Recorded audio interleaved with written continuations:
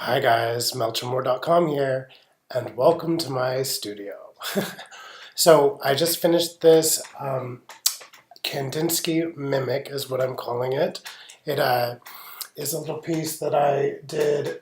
I was trying to, I did a couple of posts about abstract art, and I was trying to kind of get that together, and I really love Kandinsky.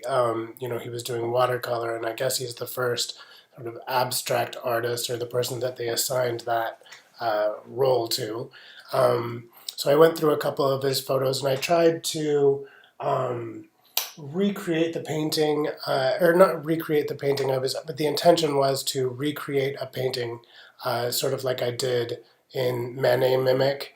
I'll post a picture of that here.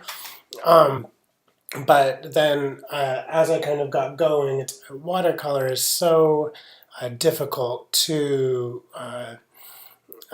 replicate when you're using acrylic. I think that I could do it on a fresh canvas. If the acrylic was very watery, I would get the watercolor effect of it. But once there's sort of some base layer under it, I wasn't really able to pull it off. So I made up my own Kandinsky style. This piece is called Kandinsky Mimic. It's a 28 by 22.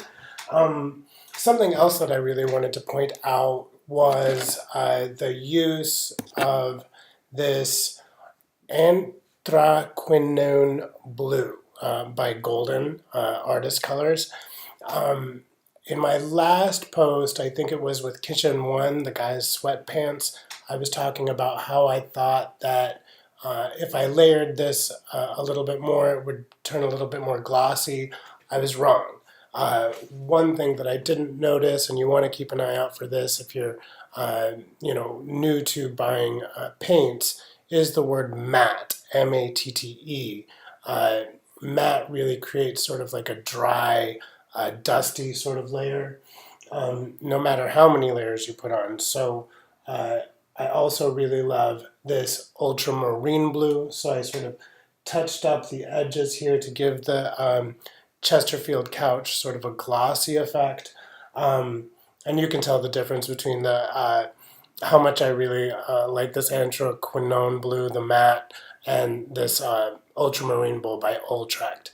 When I buy paints, I don't know, they vary between like $3 and $13. Really, I'm just painting on a budget, and so I go in and sometimes I have $10, sometimes I have 13.